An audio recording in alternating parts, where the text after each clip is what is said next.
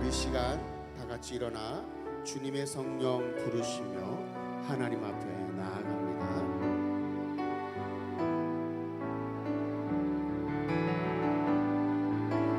주님의 성령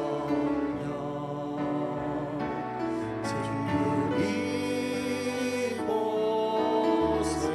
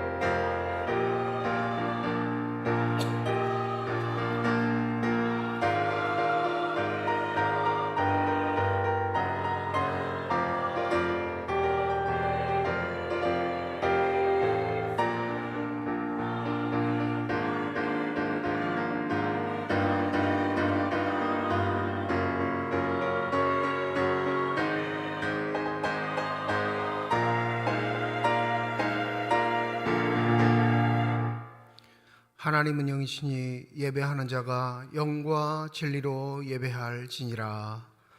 거룩하신 하나님의 이름을 찬양합니다. 우리를 부르셔서 귀하고 복된 자리에 초대해 주셨사오니 정직한 마음과 진실된 영으로 삼위일체 하나님을 예배하는 복된 시간만이 되게 하여 주시옵소서.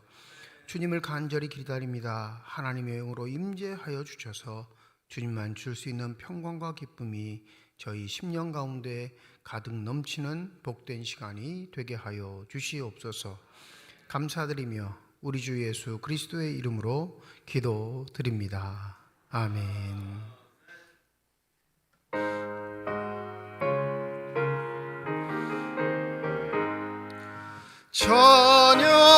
찬양하라 복되신 구세주 예수. 백성들아 사랑 전하세. 경배하라 하늘의 전군과 천사. 주님 앞에 영광을 돌리세. 목자같이 우리를 지키시고 종일 품에 늘 안아주시니 찬양하라 높으신 권세를. 찬양 찬양 찬양 영원히 드리세. 찬양하라 복되신 구세주 예수. 우리 대신 죽임을 당했네. 구주 예수 영원한 구원의 소망. 경배하며 겸손히 절하세. 찬양하라 우리 죄 지신 예수. 그의 사랑 한없이 크셔라. 찬양하라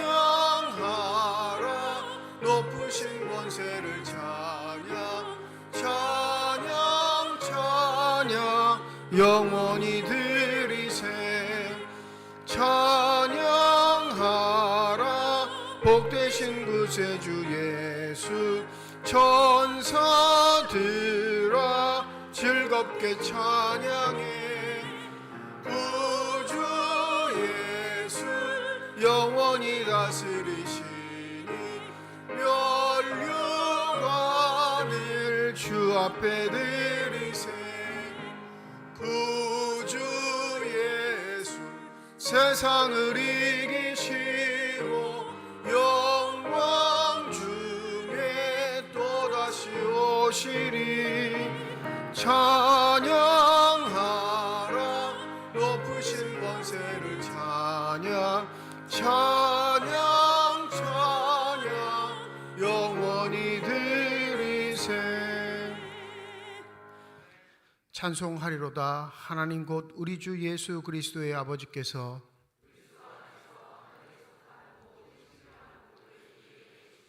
곧 창세전에 그리스도 안에서 우리를 택하사 우리로 사랑 안에서 그 앞에 거룩하고 흠이 없게 하시려고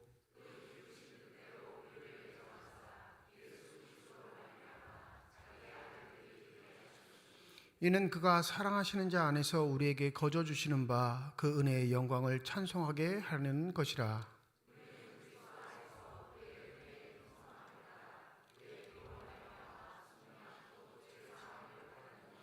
이는 그가 모든 지혜와 총명을 우리에게 넘치게 하사 그 뜻의 비밀을 우리에게 알리신 것이요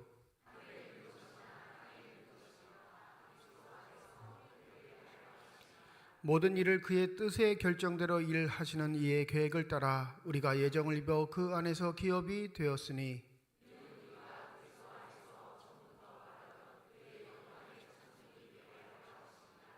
아멘. 지난 한 주간 동안의 삶을 되돌아오며 주님 앞에 참회의 기도를 드립니다.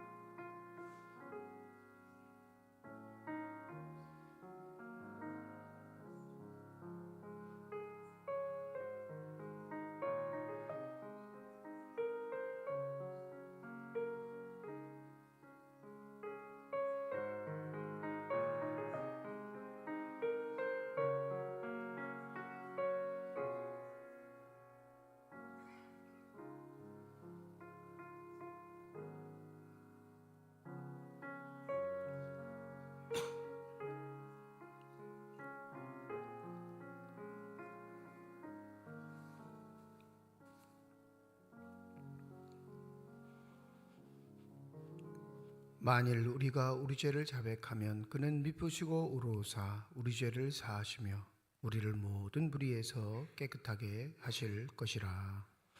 나는 전능하신 아버지 하나님 천지의 창조주를 믿습니다. 나는 그의 유일하신 아들 우리 주 예수 그리스도를 믿습니다.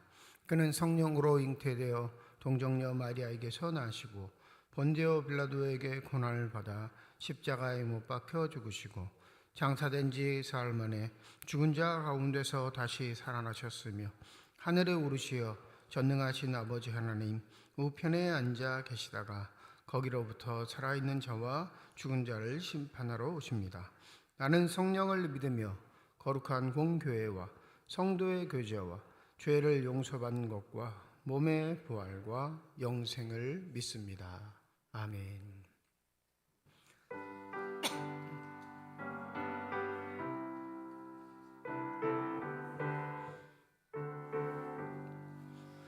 아침 해가 돋을 때 만물 신선하여라.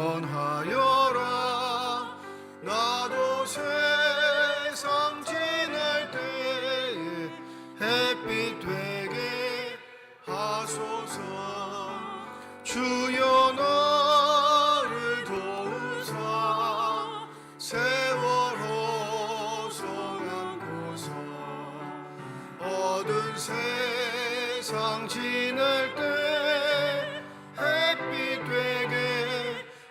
하소서. 새로운 방음을 보람 있게 보내고 주의 일을 행할 때 햇빛 되게 하소서.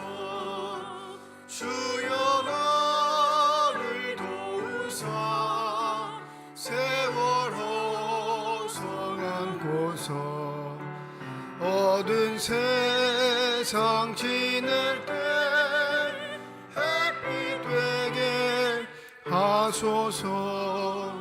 한 번 가면 안 오는 빠른 광음 지날 때 주의 시간 맞춰서 햇빛 되게 하소서.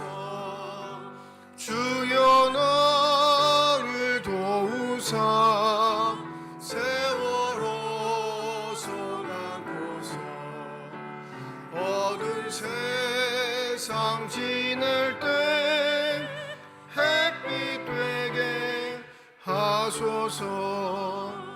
밤낮 주를 위하여 몸과 마음을 드리고 주의 사랑 나타내 햇빛 되게 하소서.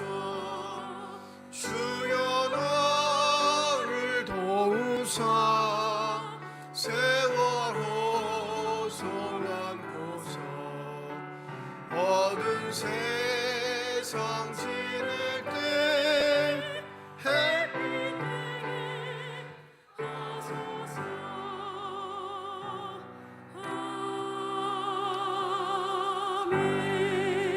아멘.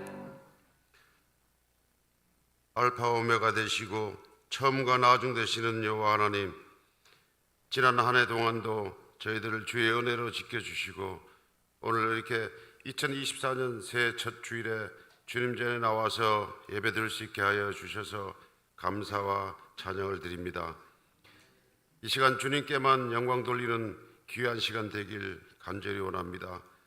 우리의 첫 마음과 생각을 오로지 주님만을 위해서 사용하게 하시고 이 자리에 임재하여 주셔서 우리와 함께하여 주시옵소서. 사랑의 주님, 주님을 경배하는 주의 백성들에게 성령의 능력을 더하여 주시어 마음과 영혼이 새롭게 되기를 간절히 원합니다. 우리들의 삶의 우선순위를 하나님께 두게 하시고 세상의 헛된 것들을 바라보지 않게 하시고 영원한 하늘나라를 소망하면서 하나님의 영광을 위해 살아가게 인도하여 주시옵소서. 입술로만 하나님의 백성이라고 말하는 저희들이 어리석은 저희들이 되지 않게 하시고 우리들의 삶과 행위로 하나님을 높이는 거룩한 주의 백성이 되게 주님 도와주시옵소서. 우리의 삶에 늘 감사의 제목이 넘쳐나게 하시고 하나님의 손길을 경험하는 축복된 한 해가 되길 원합니다. 전능하신 아버지 하나님, 이 나라 이 민족을 위해서 기도합니다. 어려운 국제 상황과 경제적 위기에서도 우리나라를 지켜주시고 사회 각 분야에서 새로운 혁신과 변화로 희망과 기회의 나라로 세워주시옵소서. 대통령과 유정자들이 하나님을 경외하며 나라와 국민을 위해 솔선수범하게 하여 정의가 회복되어 우리 대한민국이 하나님의 나라로 바로 서갈 수 있도록 역사하여 주시옵소서. 교회를 위해서 기도합니다. 올해의 교회 비전과 세운 계획들이 주 안에서 주 뜻대로 이루어지게 하시고 우리를 향한 하나님의 뜻과 계획이 주 안에서 온전히 세워지길 원합니다. 많은 기도의 제목과 계획이 있지만 무엇보다 이 지역의 복음화에 앞장서고 이웃을 섬기는 교회가 되게 하여 주시옵소서. 공동체 안에서 서로 낮은 자세로 사랑과 헌신으로 하나님의 나라를 확장하는 데 열심을 다하는 저희들 되게 주님 도와주시옵소서. 이 시간 저희들에게 생명의 말씀을 전하실 목사님께 능력 부어 주시어 전해지는 말씀을 통해 성령의 감동이 일게 하시고 참 평안을 얻고 주님을 만나는 귀한 시간 되게 하옵소서. 그 말씀을 통해 세상 나가 살면서 빛과 소금의 역할을 잘 감당하며 살아가는 저희들 되게 주님 도와주시옵소서. 찬양으로 하나님께 영광 돌리는 임마누엘 찬양대에 찬양을 기쁘게 받아주시고 듣는 저희들에게는 하나님 은혜의 시간 되게 하옵소서. 오늘 또 예배를 위해 헌신 봉사하는 손길들을 기억하시고 그들의 가정과 사업장에도 언제나 어둠이 없도록 주님 축복하여 주시옵소서. 모든 것 감사드리며 예수님의 이름으로 기도드립니다. 아멘.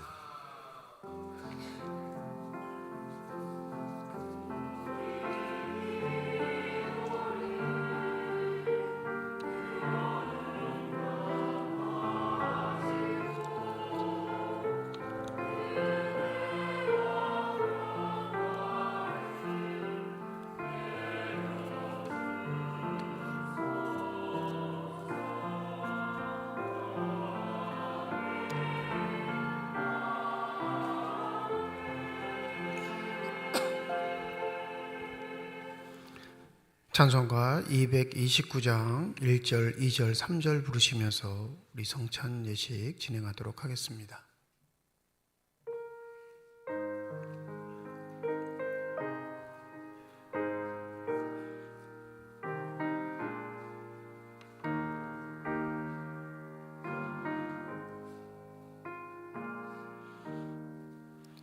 아무 흠도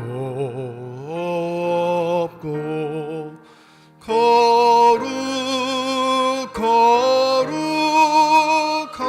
거룩하신 주 하나님 어린 양이 죽임을 당했네. 이는 날 위하여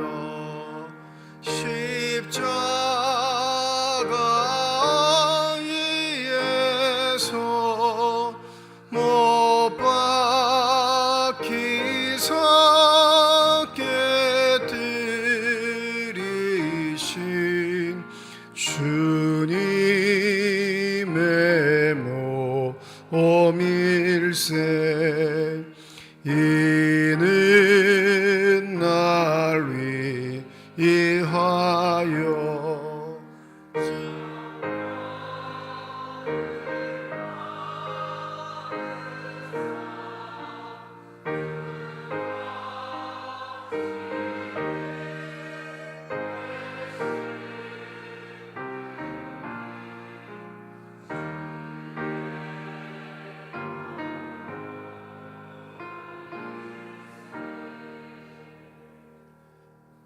성찬 제정의 말씀은 고린도전서 11장 23절에서 29절 말씀입니다.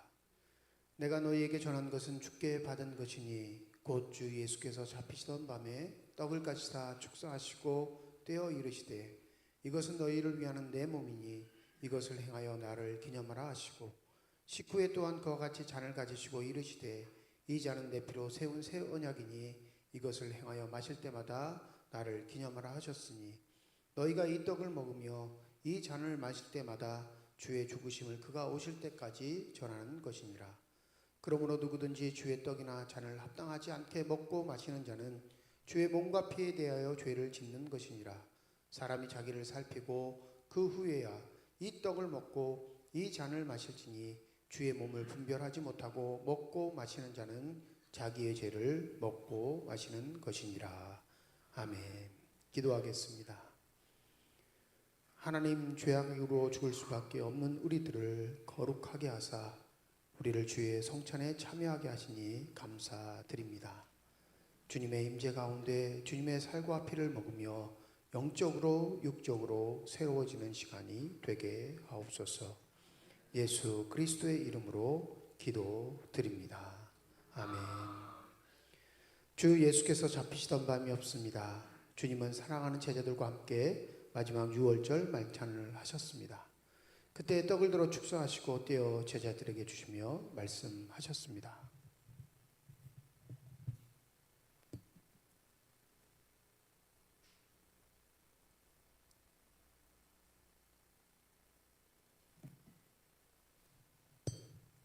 받아 먹으라. 이것은 너희를 위하여 주는 내 몸이니 이것을 행하여 먹을 때마다 나를 기념하라 하셨습니다. 이제 주의 말씀을 따라 주의 몸을 함께 받겠습니다. 세례를 받으신 분들은 자리에서 일어나 주시기 바랍니다.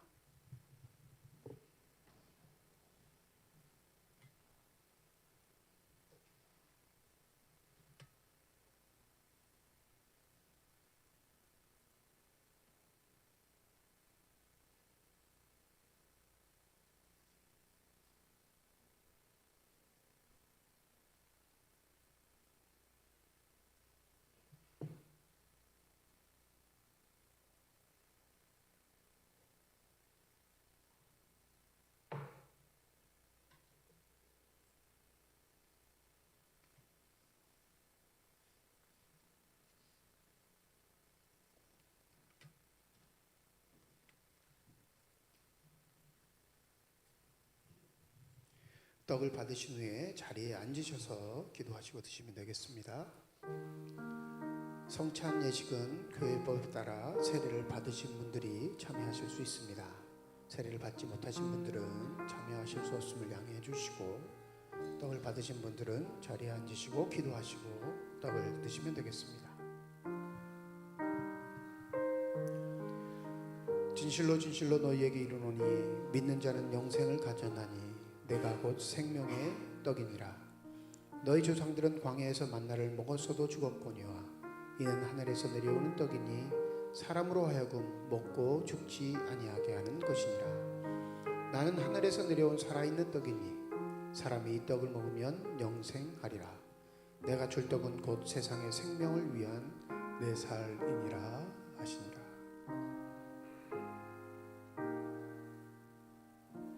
떡을 받으신 분은 자리에 앉으시고 기도하신 후에 드시면 되겠습니다. 세례를 받으시고 떡을 받지 못하신 분은 손을 들어 펴 주시면 되겠습니다.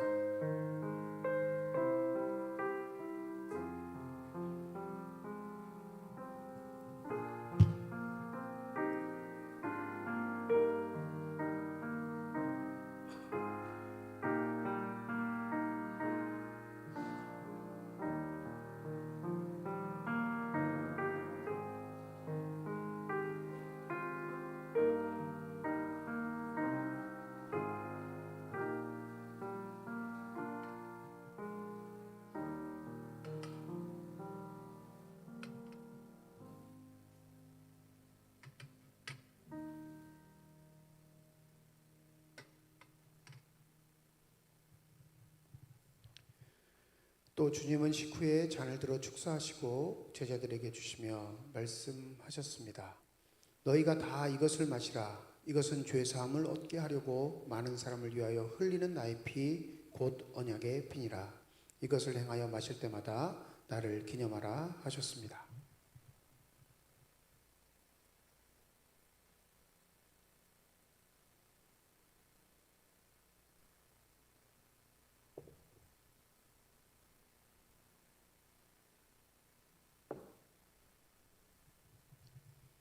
이제 주의 말씀을 따라 주의 잔을 함께 받겠습니다. 떡을 받으신 분들은 다시 한번 자리에서 일어나 주시기 바랍니다.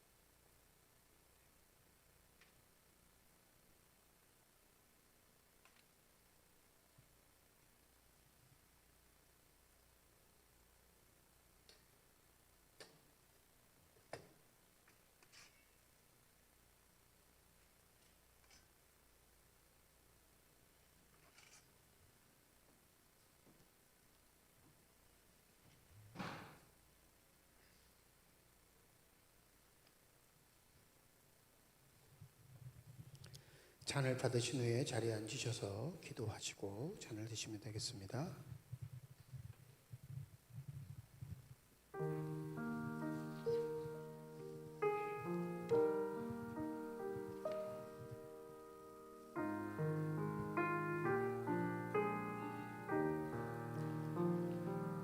우리는 그리스도 안에서 그의 은혜의 풍성함을 따라 그의 피로 말미암아 속량 곧 죄사함을 받았느니라. 이는 그가 모든 지혜와 총명을 우리에게 넘치게 하사 그 뜻의 비밀을 우리에게 알리신 것이요 그의 기뻐하심을 따라 그리스도 안에서 때가 찬 경륜을 위하여 예정하신 것이니 하늘에 있는 것이나 땅에 있는 것이 다 그리스도 안에서 통일되게 하려 하심이라.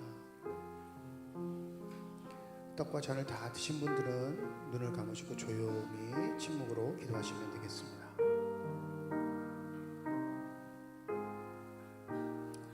떡을 받으시고 잔을 받지 못하신 분 손들어 펴주시면 되겠습니다.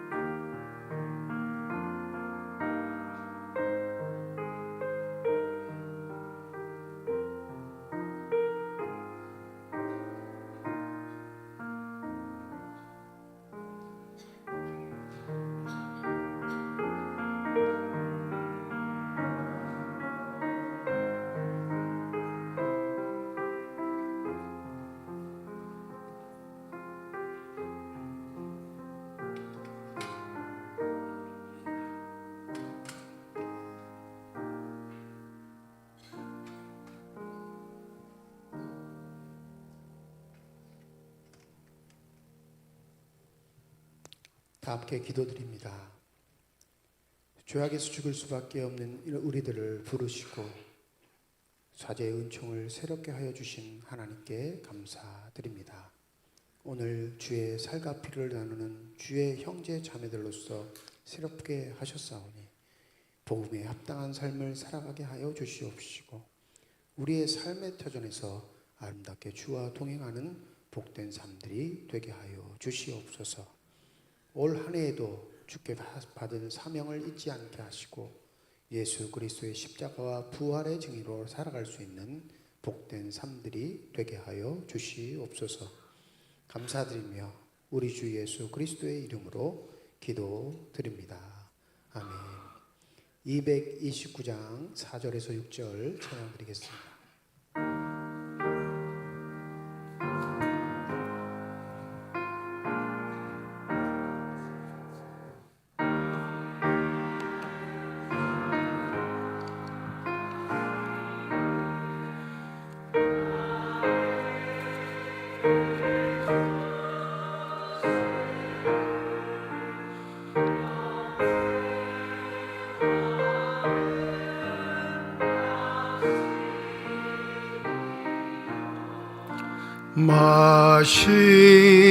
마시는 자 6절 합니다. 우리 그때까지 십자가를 지고 주의 자비함과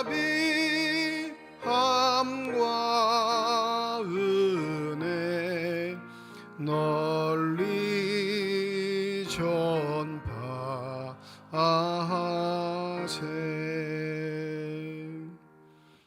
신년주일 우리에게 주신 하나님의 말씀입니다. 구약성경 시편 29편 1절에서 11절까지의 말씀, 신약성경 마가복음 1장 4절에서 11절 말씀입니다. 다 함께 자리에 일어나 하나님의 말씀을 받겠습니다.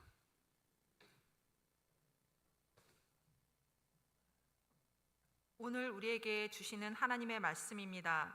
너희 권능 있는 자들아 영광과 능력을 여호와께 돌리고 돌릴지어다. 여호와께 그의 이름에 합당한 영광을 돌리며 거룩한 옷을 입고 여호와께 예배할지어다.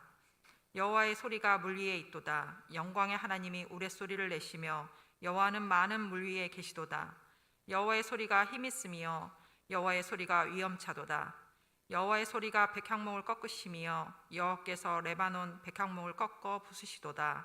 그 나무를 송아지같이 뛰게 하시며 레바논과 시론으로 들송아지같이 뛰게 하시도다. 여호와의 소리가 화염을 가르시도다. 여호와의 소리가 광야를 진동하시며 여호와께서 가데스 광야를 진동시키시도다. 여호와의 소리가 암사슴을 낙태하게 하시고 살림을 말갛게 먹히시니 그의 성전에서 그의 모든 것들이 말하기를 영광이라 하도다. 여호와께서 홍수 때에 자정하셨으며 여호와께서 영원하도록 왕으로 자정하시도다. 여호와께서 자기 백성에게 힘을 주시며 여호와께서 자기 백성에게 평강의 복을 주시리로다. 아멘. 세례 요한이 광야에 이르러 제3을 받게 하는 회개의 세례를 전파하니 온 유대 지방과 예루살렘 사람이 다 나아가 자기 죄를 자복하고 요단강에서 그에게 세례를 받더라. 요한은 낙타털 옷을 입고 허리에 가죽띠를 띠고 메뚜기와 석청을 먹더라. 그가 전파하여 이르되 나보다 능력이 많으신 이가 내 뒤에 오시나니 나는 굽혀 그의 신발끈을 풀기도 감당하지도 못하겠노라. 나는 너희에게 물로 세례를 베풀었거니와 그는 너희에게 성령으로 세례를 베푸시리라. 그때 예수께서 갈릴리 나사렛으로부터 와서 요단강에서 요한에게 세례를 받으시고 곧 물에서 올라오실새 하늘이 갈라짐과 성령이 비둘기같이 자기에게 내려오심을 보시더니 하늘로부터 소리가 나기를 너는 내 사랑하는 아들이라 내가 너를 기뻐하노라 하시니라.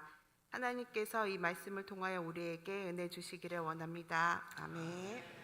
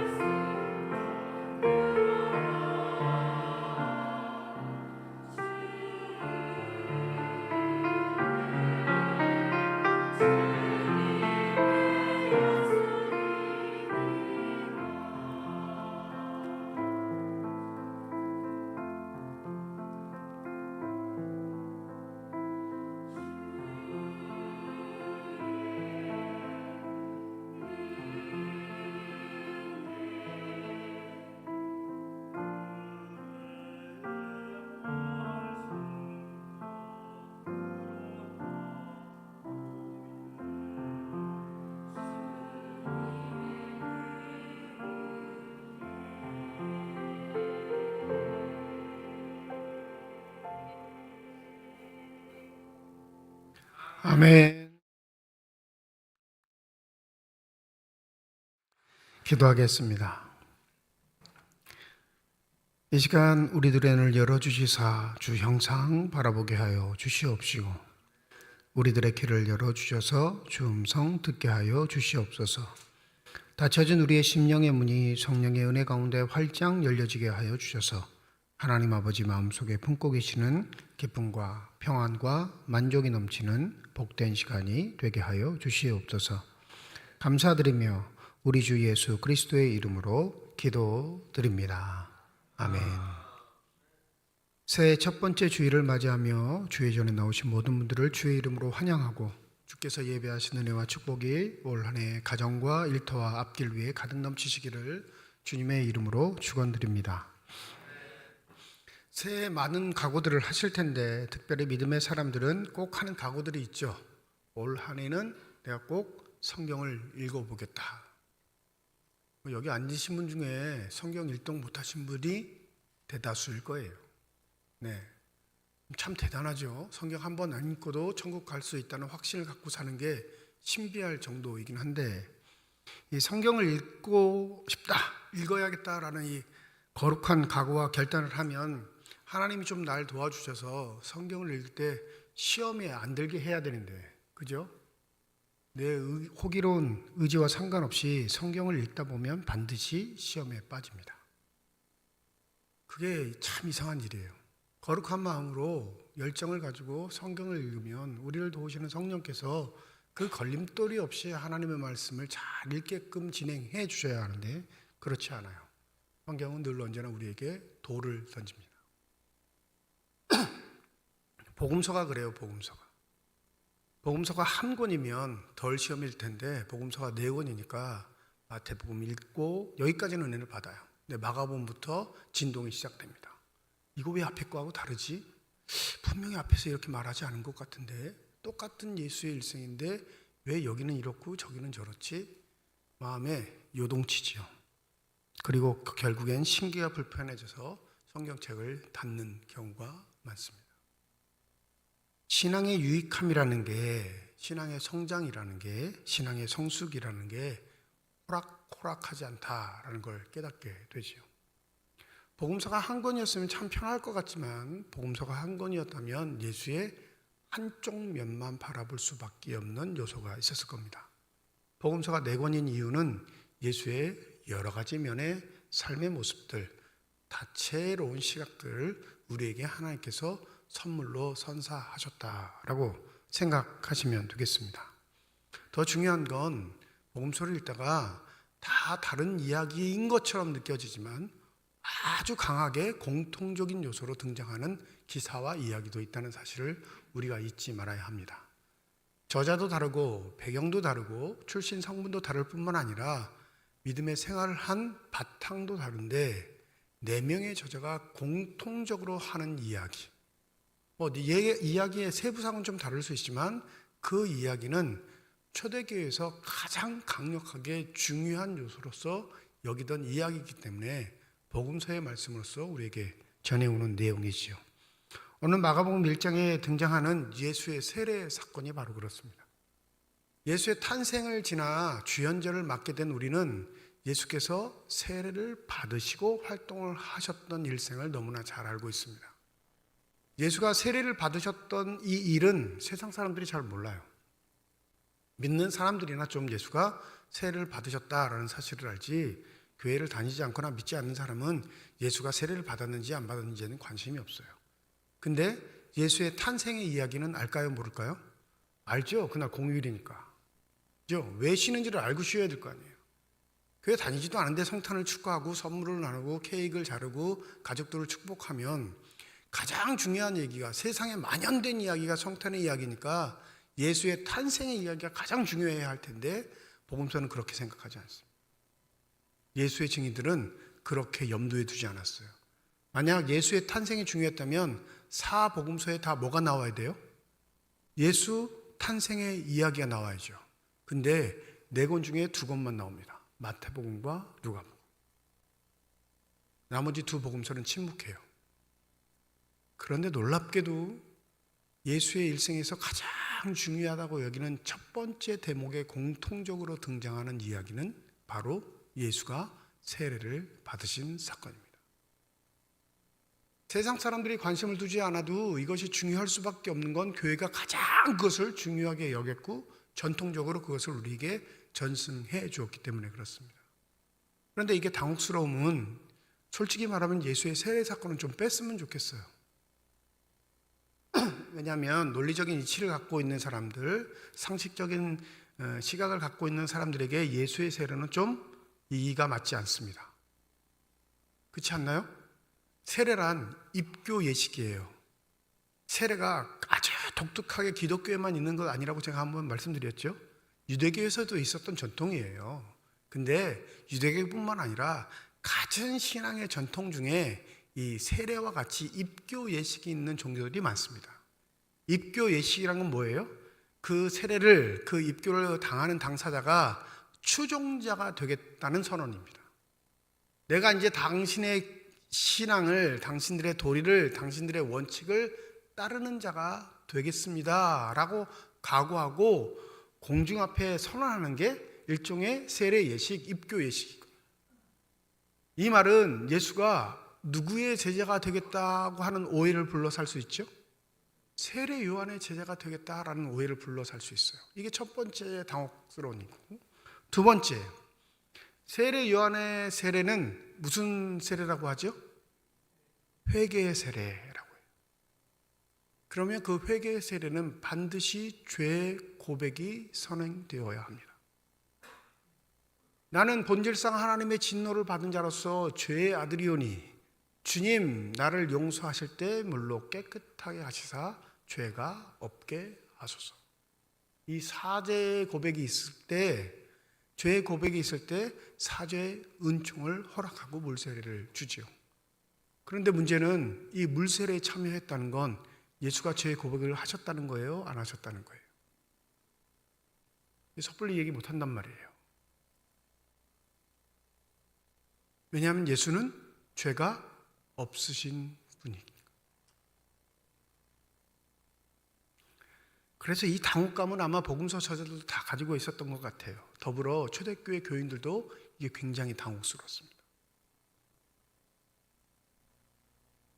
추종자가 된다는 이야기는 어떻게든 다른 이야기로 바꿔볼 수 있는데, 물세례를 받으시고 회개세례를 받으셨다는 사실은 예수가 자기도 죄인이란 걸 인정하시는 일이 돼버리니까 이건 초대교회의 근간을 흔드는 일이었던 겁니다.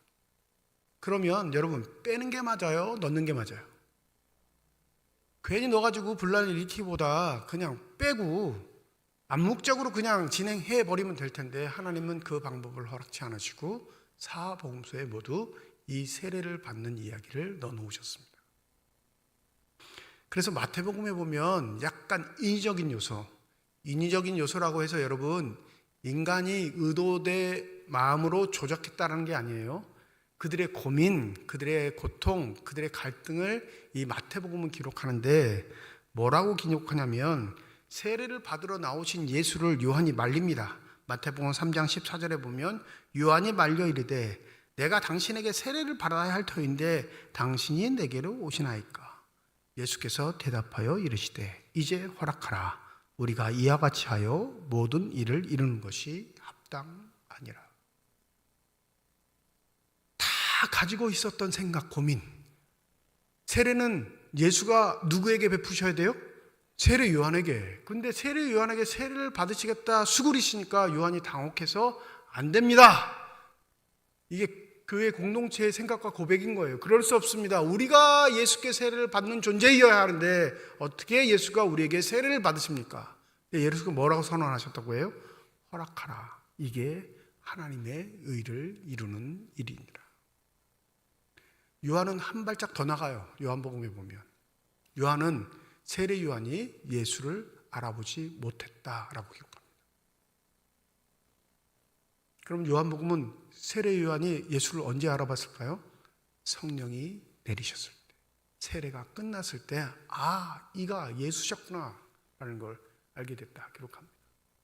그만큼 예수의 세례는 우리에게 곤욕스러운, 교리적으로 꽤 까다로운 문제를 불러일으키는 요소가 됩니다. 근데 생각하셔야 할 건 예수가 세례를 받으신 이 사건도 되게 중요하지만, 대단히 중요하지만 이 예수의 세례에 개입하시는 분이 있다라는 사실에 우리가 집중해야 합니다. 오늘 본문 말씀 중 9절이죠. 그때 예수께서 갈릴리 나사렛부터 와서 요단강에서 요한에게 세례를 받으시고, 10절입니다. 곧 물에서 올라오실세. 세례를 받으신 후에 물에서 올라오실 때 이 대목이 굉장히 중요한 거예요. 아마 복음서의 모든 저자들은 예수가 세례를 받았다 안 받았다 이 사실이 굉장히 당혹했긴 하지만 이 세례 이야기를 뺄 수 없음은 무엇 때문이었냐면 바로 하늘의 개입이 있는 사건이었기 때문에 뺄 수가 없었을 거예요. 우리 10절을 한번 읽어볼까요? 10절입니다. 시작.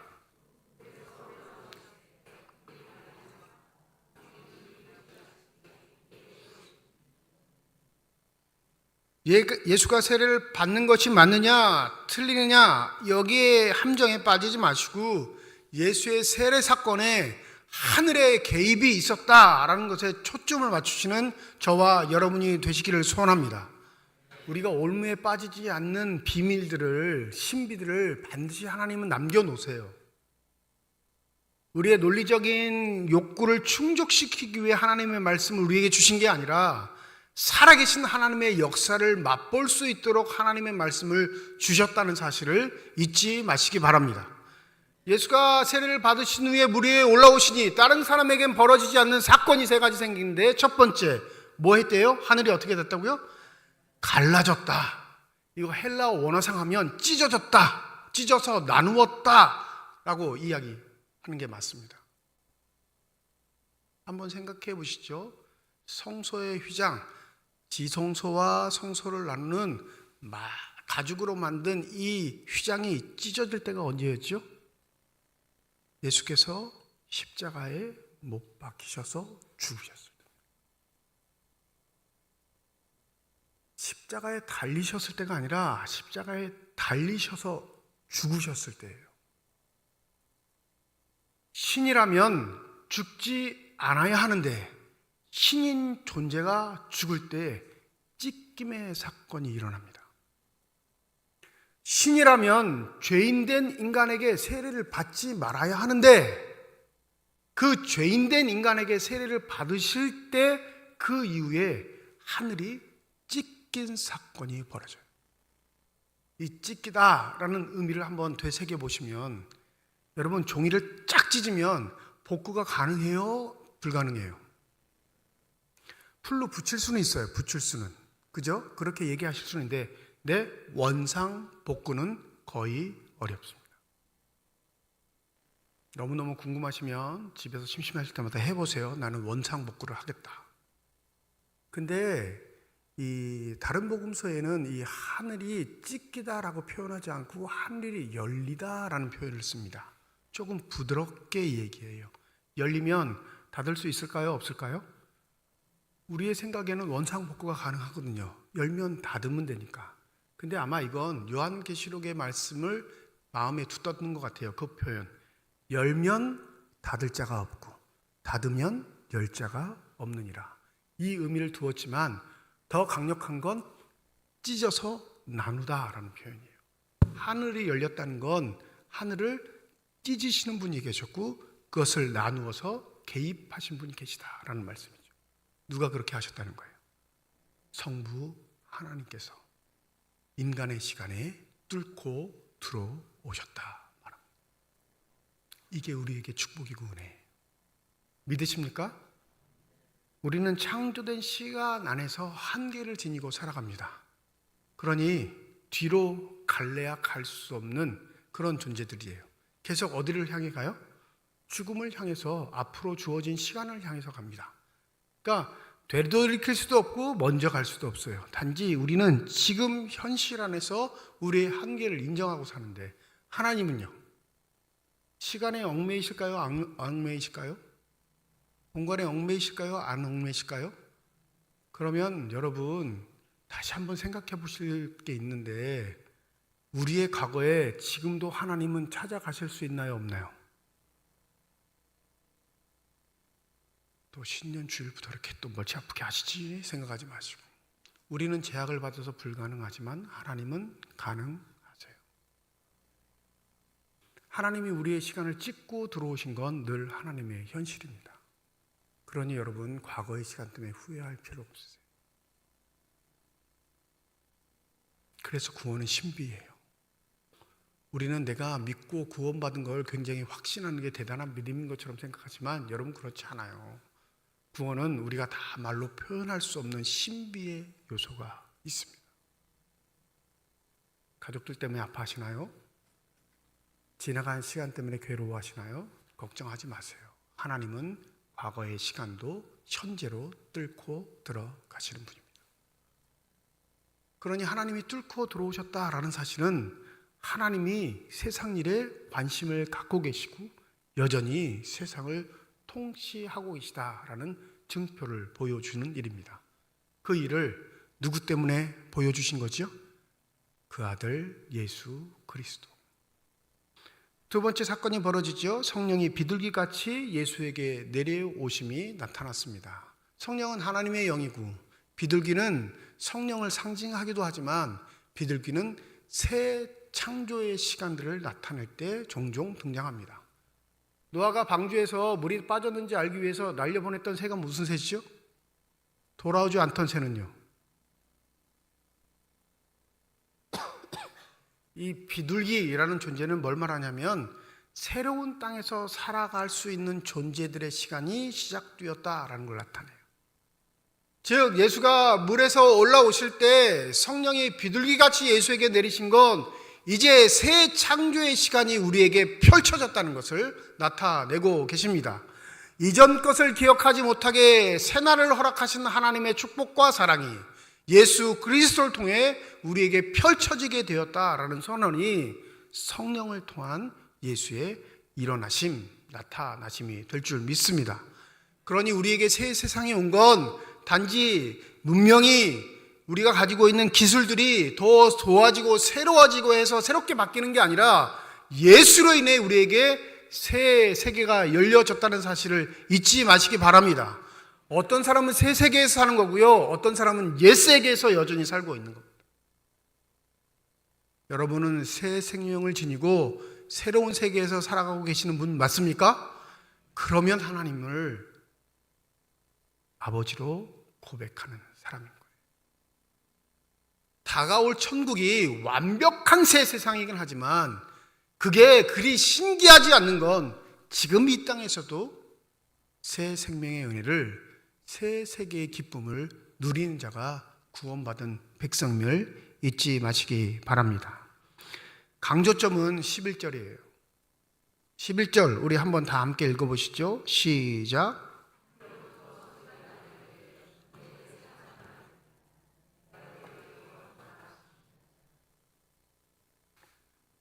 직접적 하나님의 음성, 수백 년 동안 예언자의 목소리도 끊겼던 유대 땅에 예언자의 목소리는 간접 처음이에요. 하나님의 직접적인 음성이 아니라 사람을 통해 전달하시는 간접적인 음성도 수백 년 동안 끊어졌던 땅에 하나님이 하늘을 찢고 나타나셔서 직접 말씀하십니다. 어떤 말씀이요? 너는 내 사랑하는 아들이고 내가 너를 기뻐하노라. 이 선언 예수에게만 해당된 걸까요? 우리에게도 해당될까요?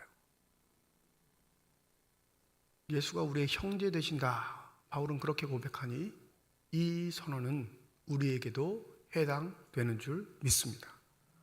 문제는 우리가 세상의 관념에 갇혀 살아가기 때문에 이게 쉽게 받아들여지지 않습니다. 한번 잠을 깨실면 해서 한번 질문에 대답해 보시면 좋겠는데, 하나님이 우리를 기뻐하시는 게 먼저일까요? 우리가 하나님을 기쁘시게 해드리는 게 먼저일까요? 옹알옹알 하니까 잘 모르겠어요. 뭐라고 하는지. 하나님이 우리 존재를 기뻐하시는 게 먼저입니다. 아멘 안 하시네요. 보세요. 예수는 지금 공생의 사역을 시작하기 전, 물론 예수가 하나님이신데 이 땅에 내려오신 것 자체가 엄청난 결단이고요, 성부 하나님은 기뻐하실 수밖에 없는 일이긴 합니다. 근데 교회의 시각에, 사람의 시각에 예수는 이제 한 번도 무슨 일을 시작하지 않으셨던 분, 그 첫 번째 시작하는 일이 기껏해야 사람 앞에 무릎 꿇고 물세례를 받고 죄사함을 받는 일이 전부였다면 이건 자랑할 일이 아니라 교회 입장에서는 치욕적인 일이에요. 왜요?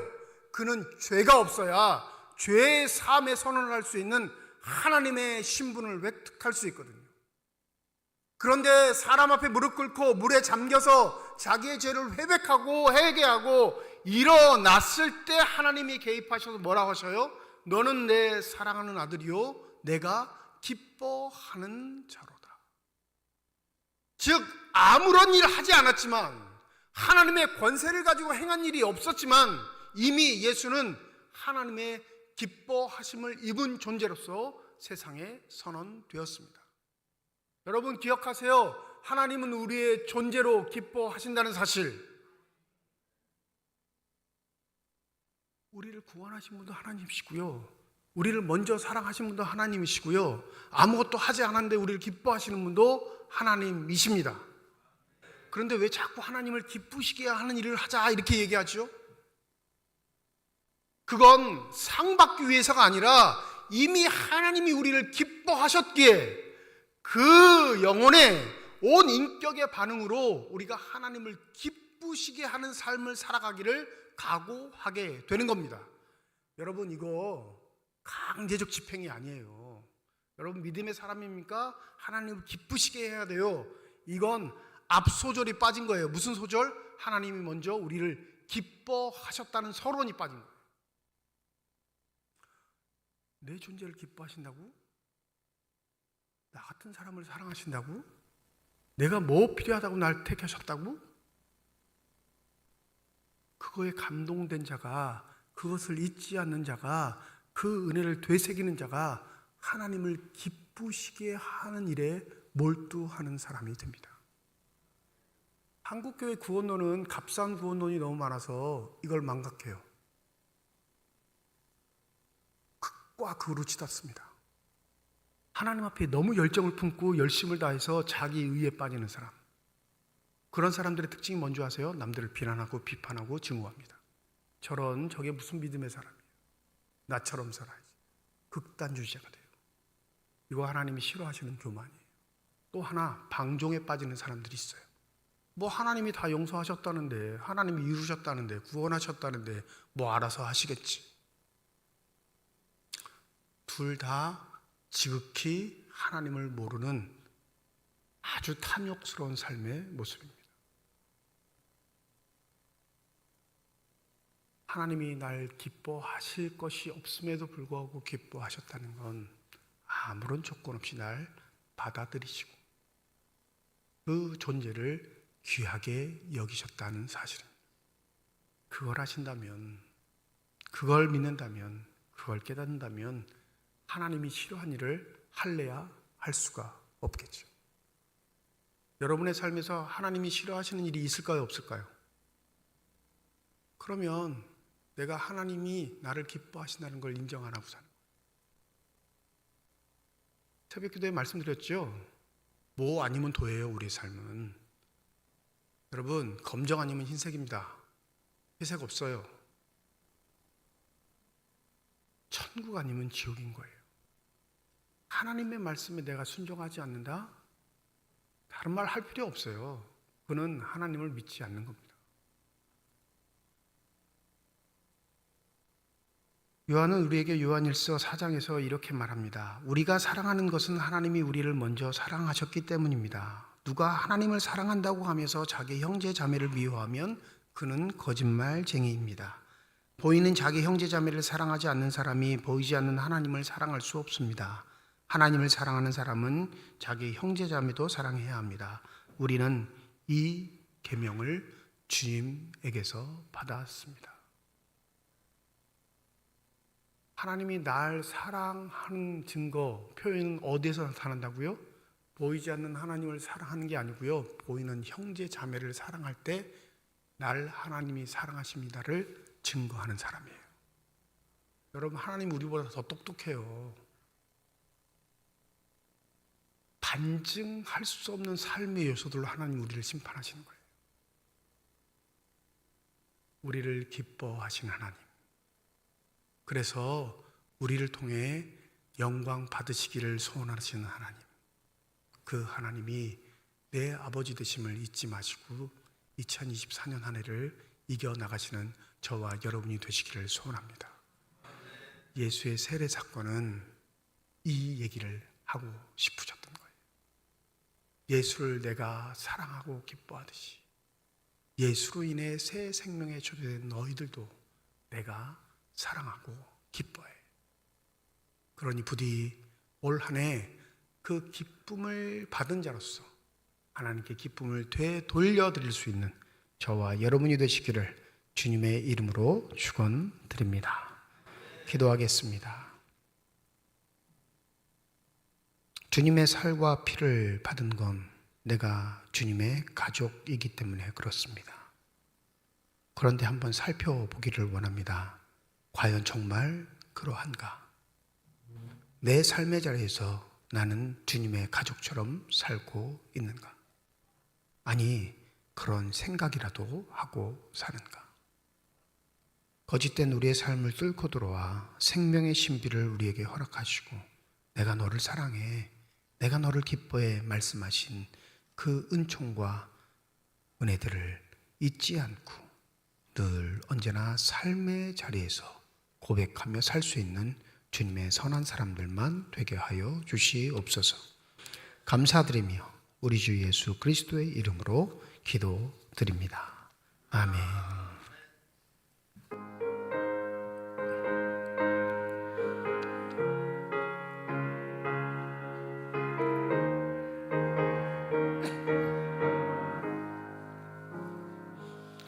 내 영혼의 극히 깊은 데서 맑은 가락이 울려나네.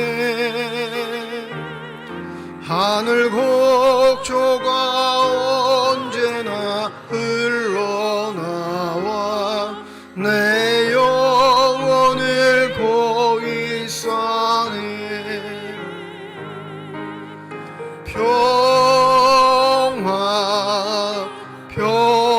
평화로다. 하늘 위에서 내려오네. 그 사랑의 물결이 영원토록 내 영혼을 덮으소서. 일단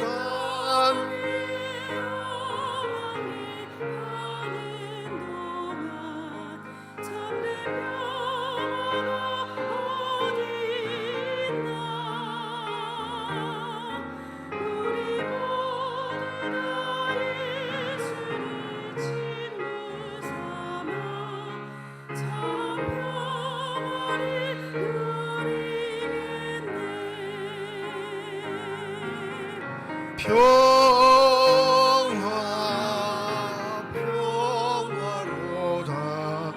하늘 위에서 내려오네. 그 사랑의 물결이 영원토록 내 영혼을 덮으소서.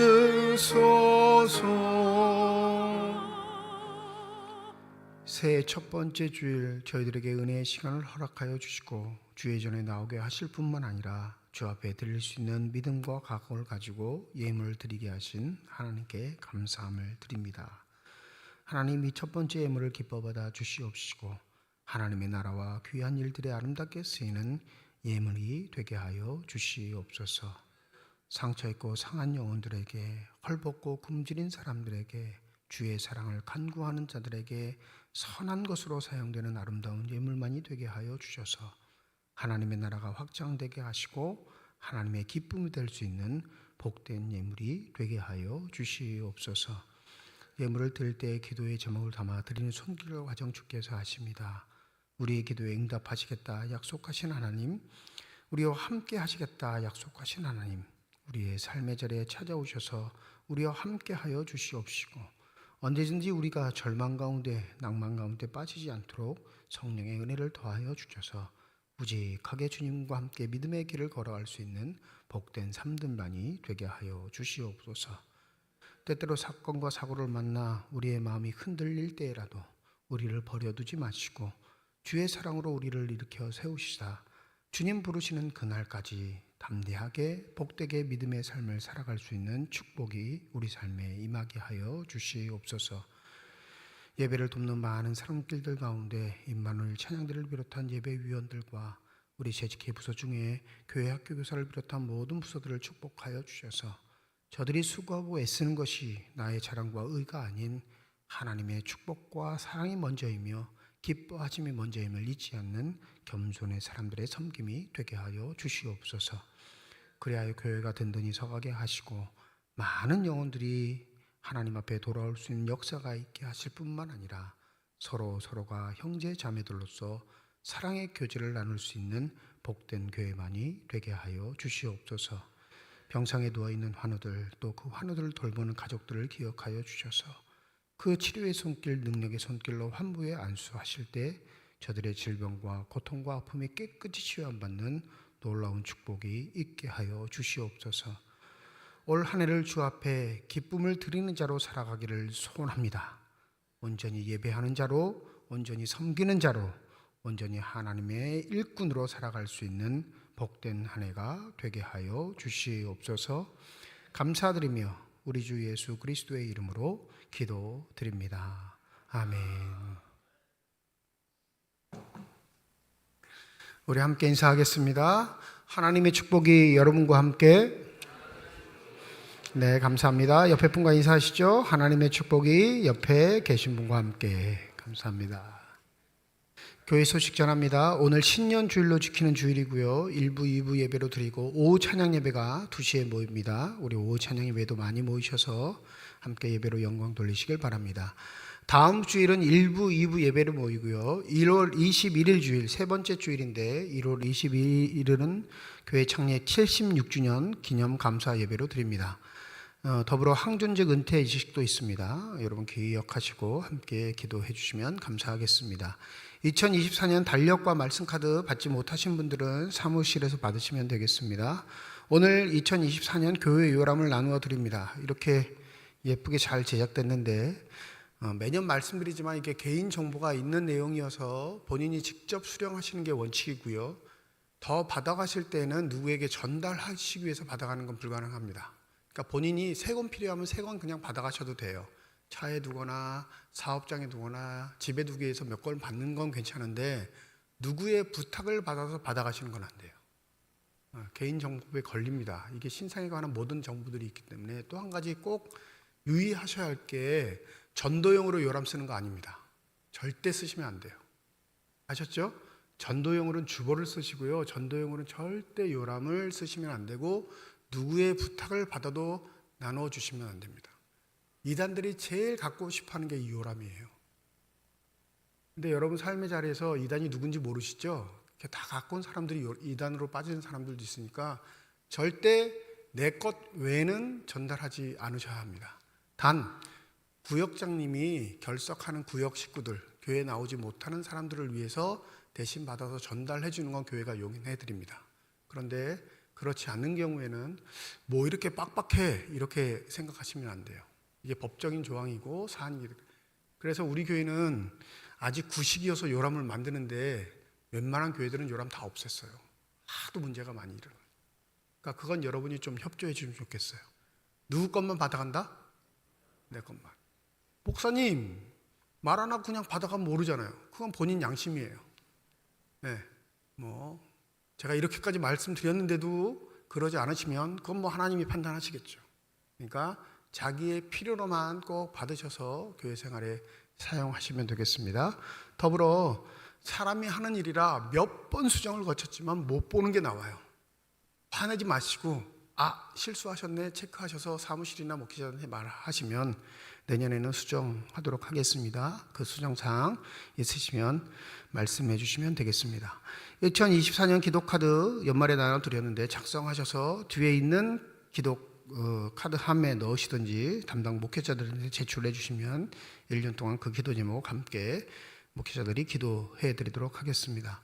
강원 동네 교육자 총회 및 부부 세미나가 월요일 화요일 1박 2일 동안 도내 형진 관광호텔에 있습니다. 제가 참여하게 되고 개인적인 일정으로 인해서 제가 목요일까지는 교회 나오지 못합니다. 금요일 날 출근하게 되니까 여러분들 기억해 주시고 무슨 일이 있으면 우리 부목사님들에게 상의하시면 되겠습니다. 지난 주간 장례 치는 가정들인데 우리 명미 권사님 어머니 별세하셔서 3일 장례를 마쳤고요. 김경숙 집사님 어머니 별세하셔서 오늘 장례를 마치게 됩니다. 오늘 명미 권사님 참여하시는데 잠깐 자리에 일어나실까요? 지난 주간 장례 치르셨는데 우리 나가실 때 위로해 주시고 격려해 주시면 감사하겠습니다. 네. 또 감사할 우리 박동순 권사님 12월 달에 딸 결혼 치렀는데 결혼 감사해서 오늘 점심 식사 시간에 떡과 과일을 준비해 주셨습니다. 우리 식사 나누시면서 축하해 주시고 격려해 주시면 감사하겠습니다. 이제 다 함께 자리에 일어나셔서 결단 찬양 하나님께 드리겠습니다.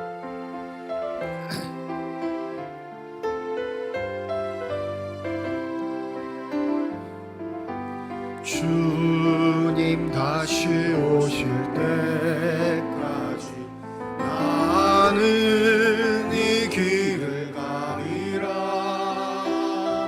좁은